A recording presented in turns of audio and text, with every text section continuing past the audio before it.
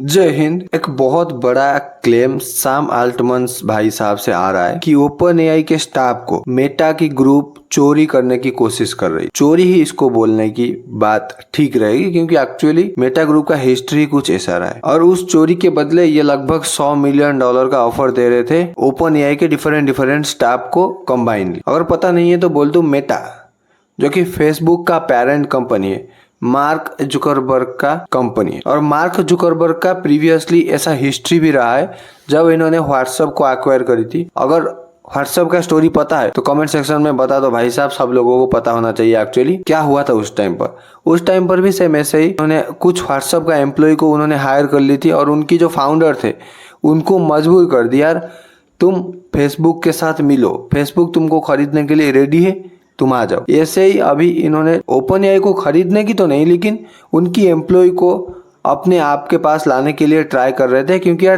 Talent हर जगह नहीं मिलता है। और सबको पता है ओपन एआई दुनिया का सबसे बेस्ट सर्चेबल एआई प्लेटफॉर्म है। ओपन एआई के मामले में दुनिया पर राज कर रहा है। मेटा ग्रुप को ये चाहिए कि उनकी स्टाफ और उनकी टैलेंट इंजीनियर्स अगर हमको मिल जाए तो हम अपना जो एआई प्लेटफॉर्म है मेटा, उसको भी अच्छे से ग्रो कर सकते हैं। उनका वही ऑब्जेक्टिव होगा, इसलिए ये अप्रोच करे होंगे उनकी बेस्ट टैलेंट को और ऑफर किए होंगे $100 मिलियन, ताकि मेटा ग्रुप को ज्वाइन कर ले और ओपन एआई को छोड़ दे। और क्या होगा उसके बाद उन इंजीनियरों और उन टैलेंट को यूज करके मेटा ग्रुप अपना एआई प्लेटफॉर्म को अच्छे से डेवलप करेगा। क्योंकि यार पहली बात तो ओपन एआई के वो इंजीनियरों के पास एक्सपीरियंस है, हाउ ओपन एआई वर्क उनको पता है। और हाँ, वो उसको अगर पब्लिकली बता नहीं सकते या कंपनी को भी बता नहीं सकते, लेकिन अपना एक्सपीरियंस को थोड़ा बहुत यूज करके ओपन एआई के जैसा एक एआई प्लेटफॉर्म मेटा के लिए बना सकते हैं। और ये चीज ओपन एआई के लिए कोई अच्छी बात होगी नहीं। अगर कोई कंपनी का सीक्रेट किसी को पता चल जाए तो भाई साहब बात क्या रहा। ओपन एआई का कंपनी का सीक्रेट अगर पता चल गया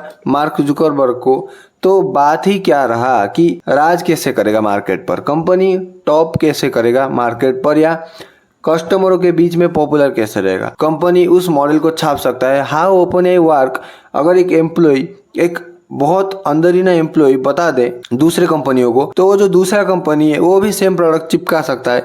तो भाई साहब क्या ही डिफरेंट हो जाएगा ओपन एआई और मेटा के बीच में। और ओपन एआई का यूएसपी तो कुछ अलग रहेगा ही नहीं। फेसबुक उसको बना सकता है, उसके बाद गूगल ऐसे करके उसको बना सकता है, उसके बाद कोई और टेक कंपनी अमेजन उसको ऐसे कॉपी करके बना सकता है। वैसे होगा नहीं, बस मैं एक हाइपोथेटिकली एग्जाम्पल ले रहा हूँ, राइट। और ये चीज उन्होंने उनकी भाई का एक पॉडकास्ट में बताया कि यार मेटा हमारे एम्प्लॉय को पोक करने की कोशिश कर रहा है। जैक ऑल्टमैन का एक पॉडकास्ट का नाम है अनकैप्ड पॉडकास्ट, वहां पर इन्होंने ये चीज को पब्लिकली करी कि ऐसा मेटा ग्रुप कर रहा है हमारे साथ। और वैसे मेटा ग्रुप का ये हिस्ट्री भी रहा है, जैसे मैंने पहले बोला व्हाट्सएप के साथ उन्होंने ऐसा किया था।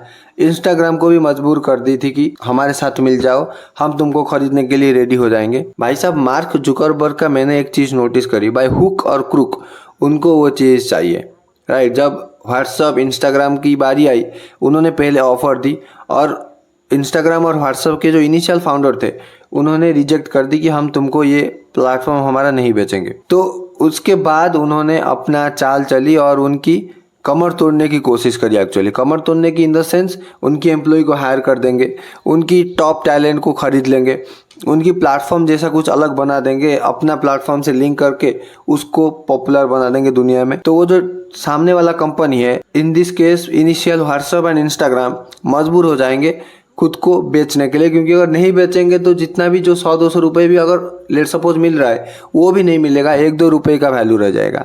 जो बिलियंस ऑफ डॉलर हमारा अभी अपॉर्चुनिटी हम बेच के कमा सकते हैं वो भी हमारे हाथ से चला जाएगा और हम बर्बाद हो सकते हैं। तो आउट ऑफ फियर कंपनी बेच देते हैं। ऐसे ही इंस्टाग्राम और फेसबुक के जो इनिशियल फाउंडर थे, आउट ऑफ फियर कि हमारा कंपनी बर्बाद ना हो जाए और इसका वैल्यू चवन्नी के बराबर ना रह जाए, हम इसको बेच देते हैं। उनके पास कोई और वे है ही नहीं एक्चुअली इसके बाद देखा जाए तो। और ये सही भाई साहब सिर्फ एआई प्लेटफॉर्म्स या टेक कंपनियों के साथ नहीं होता है, एडटेक कंपनियों के साथ भी होता है भाई साहब। अगर फिजिक्स वाला बारे में पता है, फिजिक्स वाला, अनअकैडमी, ये जो सब कंपनियां हैं ये क्या करते हैं, ये एक दूसरे के टीचर को बाय करने की कोशिश करते हैं।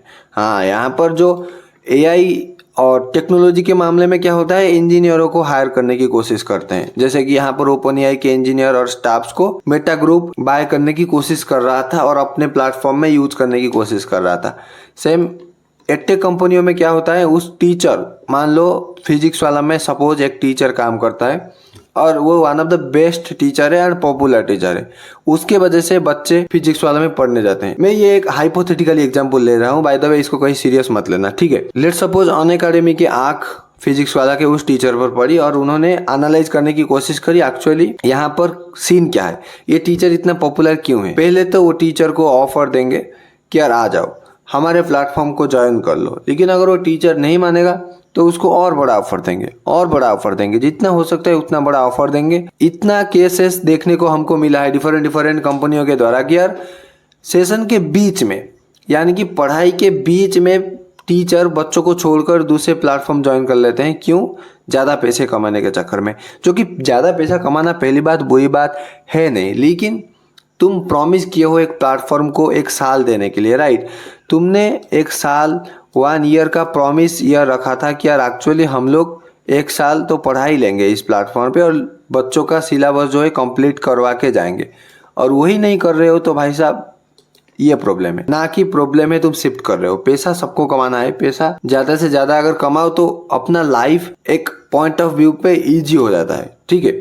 ऐसा ही सिंपल यहाँ पर हो रहा है। सैम अल्टमैन भाई भी यही एलिजिटली कंप्लेन कर रहे हैं कि मेटा ग्रुप का ये काम ठीक नहीं, और इनका कहना यह है कि अपना जो टीम है ये ऑफर को एक्सेप्टेड नहीं करी और वैल्यू करी अपना mission driven culture over financial initiatives. मतलब ये अपना कंपनी की वर्क कल्चर को, कंपनी का जो मिशन ड्रिवन कल्चर है ये बेस्ट है और यहाँ पर एम्प्लॉय खुशी खुशी काम करते हैं, इनका कहना ये है। एक्चुअली क्या है ये भाई साहब ग्राउंड रियलिटी उनके कंपनी में काम करने के बाद ही पता चलेगा। बस इनका कहना अभी ये है कि यार हम काम करने के लिए best of the best work culture देते हैं, मिशन ड्रिवन कल्चर हमारा कंपनी का है। लेकिन अगर सच बताऊं तो ओपन एआई जो बोल रहा है वो तो मालूम है नहीं, लेकिन मेटा ग्रुप वर्क कल्चर थोड़ा डिफरेंट है। यूट्यूब पे भरा पड़ा है इंटरव्यू, यूट्यूब पे जाकर देख सकते हो भाई, मैं नहीं रोक रहा हूँ, जाकर देख लो मेटा ग्रुप के एम्प्लॉय के, जहाँ पर उन्होंने एक्सपोज करी यार कैसे मेटा ग्रुप प्रेशराइज करता है काम करने के लिए, कैसे मेटा ग्रुप एम्प्लॉय के ऊपर प्रेशर क्रिएट करता है कि यार इम्पॉसिबल मिशन देता है कि इतना काम करो, जो कि actually for a human being in 8 to 10 hour of period हो ही नहीं सकता एक्चुअली देखा जाए तो। लेकिन बहुत सारे लोग प्रेशर के चक्कर में वो काम को करते हैं, 10 आवर में ना हो तो 12 आवर 13 आवर 14 आवर लगा देते हैं। और ये सेम कल्चर एलन मस्क के हर एक कंपनी में, मार्क जुकरबर्ग और एलन मस्क अपनी एम्प्लॉय को एक रोबोट की तरह ट्रीट करते हैं भाई, ये एक्चुअली सही बात है। सैम अल्टमैन के बारे में तो फिलहाल हमको पता नहीं, लेकिन मार्क जुकरबर्ग और एलन मस्क का जो काम करने का तरीका है भाई ये एक्सट्रीम लेवल पर चला जाता है भाई साहब। ट्विटर के केस में एलन मस्क ने क्या करी, जो एम्प्लॉय 12-13 घंटे से ऊपर काम नहीं कर सकता फोकस के साथ, उसको निकाल दी, हमको नहीं चाहिए, एम्प्लॉय को कट डाउन कर दी, और जो एम्प्लॉय मेहनत मार के काम कर सकता है उस एम्प्लॉय को रख ली। और दूसरी बात, एआई का ट्रेंड आ रहा है, एआई ग्रो करता चला जा रहा है, तो एम्प्लॉय की ज़रूरत भी कम हो रहा है एक्चुअली अगर देखा जाए तो best of the best employ जो कि अपना स्किन इन द गेम देने को रेडी है, अपना 100% या 1000% यू कैन से देने को रेडी है, वही एम्प्लॉय को कंपनी रख रही है। इन केस ऑफ फेसबुक और in case of Elon Musk. और एआई के रेस में भाई साहब हर एक कंपनी भाग रही है, अभी भी हर एक कंपनी को एआई में अपना फुटप्रिंट चाहिए, क्योंकि यार future is the AI. Future अगर एआई है तो हमको एआई में कुछ ना कुछ तो करना पड़ेगा। मार्क जुकरबर्ग का जो एआई प्लेटफॉर्म है मेटा, उसको डेवलप करने के लिए ये भाई साहब जो काम है वही हो रहा है। और मार्क जुकरबर्ग अभी रिसेंटली $60 बिलियन का एक इन्वेस्टमेंट उठाए हैं अपनी प्लेटफॉर्म में एआई को डेवलप करने के लिए इन 2025 की फाइनेंशियल ईयर में, राइट। वैसे ही बहुत सारे फंडिंग होती है। और पहली बात बता दूं, ये एआई कंपनीज कोई भी प्रॉफिटेबल अभी तक नहीं हुई है, और आने वाले 3-4 सालों के अंदर दिखता भी नहीं है कि एक्चुअली हो पाएगा या नहीं हो पाएगा। और ये जो $60 बिलियन है इन्वेस्टमेंट करने वाला है एआई डेवलपमेंट के लिए, और ये इससे $10 बिलियन का इन्वेस्टमेंट स्केल एआई के साथ हो चुका है, जहाँ पर स्केल एआई क्या करता है, ट्रेनिंग देता है एआई सिस्टम को बेहतर रिजल्ट देने के लिए। एआई कैसे काम करता है भाई, एक्चुअली देखा जाए तो एआई काम करता है खुद की डेटा को अपने आप में ट्रेन करते over the period of time. और over the period of time एक बार एआई का मॉडल ट्रेन हो गया अच्छा खासा तो स्पीड पकड़ लेता है और बहुत अच्छा खासा रिजल्ट देना शुरू भी कर देता है।